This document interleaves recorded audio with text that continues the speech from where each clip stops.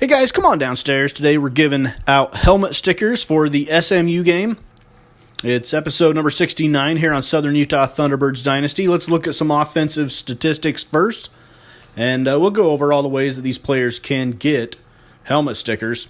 Start off with passing. John Kearney this week, 6 out of 10 for 54 yards, a 105.3 rating, and he did have a helmet sticker from last week's rushing performance, and he gets another helmet sticker for this week's performance. He did go down with an injury in the game, and he will be out 10 weeks with a torn abdominal muscle. So we're going to rely a lot going forward on backup quarterback Mitch Dalen.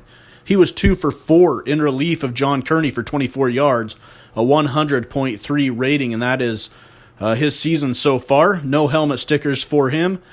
In the running game, start off first and foremost with Marquez Trigg.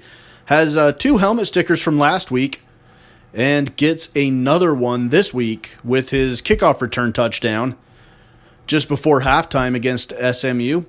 His season total is up to 158 yards, 36 carries, 4.4 yards per carry, and 2 touchdowns. And John Kearney, 11 carries for 76 yards last week, got him a helmet sticker. And his performance this week, 12 carries, negative 10 yards. Obviously, a lot of sacks involved in that. So no rushing helmet sticker for John Kearney this week. Mitch Dalen, 5 carries, minus 31 yards. Obviously, I wouldn't be surprised if pretty much all of those were sacks. So going into the UNLV game next week, he has 31 yards on the ground to get himself out of the hole. And let's look at some running backs now. Christian Taeli had a solid game against UMass. Only had 3 carries against SMU for 5 yards, a 1.6 yard average. Obviously not good enough to get a helmet sticker in this game. So we'll see how he does next week at UNLV. And Toa Afatasi, our fullback, didn't get any carries in this game against SMU. So receiving now, Josh Smith last week had 1 drop. This week, 2 catches, 10 yards, a 5 yard average. And no helmet stickers yet for Josh Smith. But he didn't drop a pass this week against SMU, so that is good. More receiving stats. Rodane DeLuce has a helmet sticker from last week's touchdown, and this week, 1 catch for 9 yards, and that's not going to get him a helmet sticker. So 2 catches for 34 yards and a touchdown for Rodane DeLuce so far here in year number 4 through 2 games. Gary Peterson, no catches last week. He had 1 catch for 11 yards, an 11-yard average. Obviously, an 11-yard average. And no helmet stickers for Gary Peterson yet on the season either.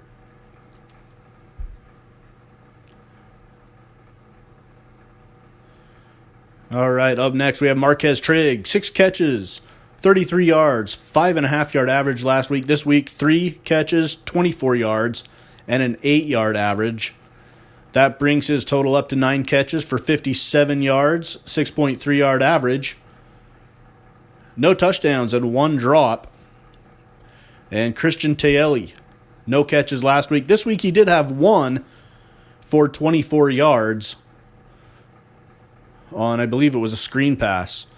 So his season stats are reflected there. 1 catch for 24 yards. Let's move on now to the offensive line. Now these guys can get helmet stickers for pancake blocks and just overall good graded out performance.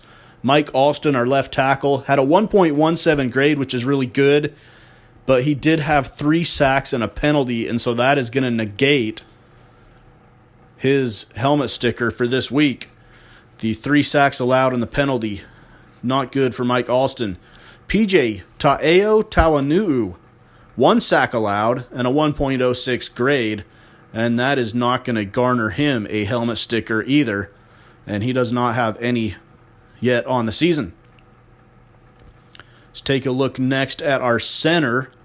Tony Sirocco had a 0.96 grade last week. He upped it this week to a 1.17 grade, and he did not give up any sacks, no penalties, So he does earn a helmet sticker for this week, Tony Sirocco, with a helmet sticker. Move on now to the right guard. And the right guard is Craig Hamilton, big number 79. A 0.98 grade last week. This week he gave up 2 sacks, but has a grade of 1.00. And his season total grade is a 0.99. No helmet stickers yet for Craig Hamilton. And last off, let's look at our right tackle. He was our offensive lineman of the week last week, so he gets a helmet sticker for that, a 1.10 grade. This week, he gave up 2 sacks and graded out at a 0.98. And that is not good enough for another helmet sticker. All right, the kicking game next. Let's look at Paul Phillips in the kicking game. 1 of 1 on field goals last week. It was between 40 and 49 yards. That gets him a helmet sticker. This week he was 2 of 2. Nothing from over 40 yards, and he is 1 of 1 on PATs. Not quite good enough to earn another helmet sticker for him in the kicking game. Now let's go over to the defensive side of the football. These guys get helmet stickers from just overall a lot of tackles, a good game. They also will get helmet stickers for sacks, interceptions, fumbles forced, and fumbles recovered. Eric Horn, 2 sacks last week and 1 sack this week, brings him to a total of 3 helmet stickers on the year. Sione Fuoka, 1 tackle on the entire season. That's not quite going to get any helmet stickers for him. It was a TFL, though, in this game against SMU. Andrew Eide, defensive tackle. 3 tackles last week against UMass, 3 this week against SMU, and a total of 6 on the season. No helmet stickers yet for Andrew Eide. That's going to change, though. Needs to change if we're going to win football games. He's one of our senior leaders.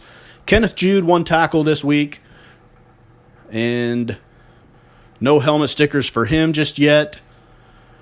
Moving on to the linebackers now. Stephen Welsh, 5 tackles last week. He had 5 tackles and 1 TFL this week.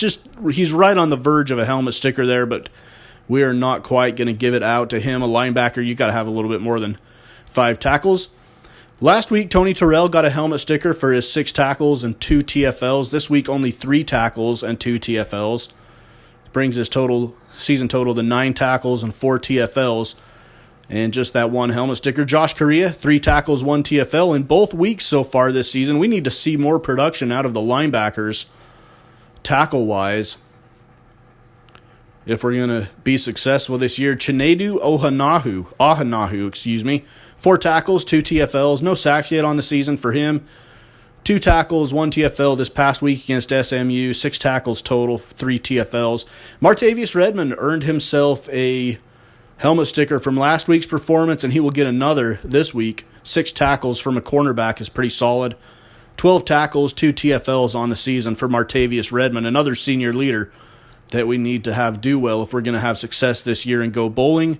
Mitchell Daly, the other cornerback on the other side, starter, 2 tackles this week, brings his total to 7.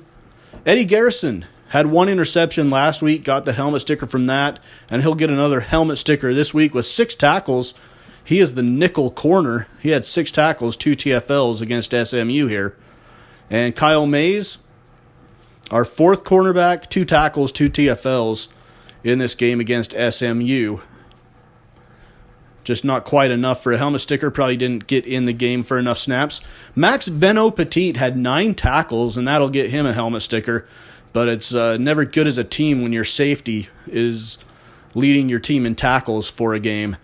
Manuel Poole, he also had 9 tackles and 1 TFL.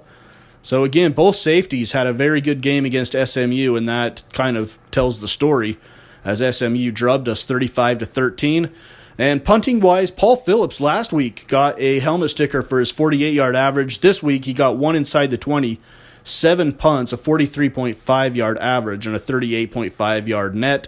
That'll get him another helmet sticker on the season. So that is a quick episode, just handing out helmet stickers for the SMU game. Up next, we have UNLV on the road in Vegas, our first road game of the season, and that will be episode number 70 coming up next here on Southern Utah Thunderbirds Dynasty on Mama's Basement.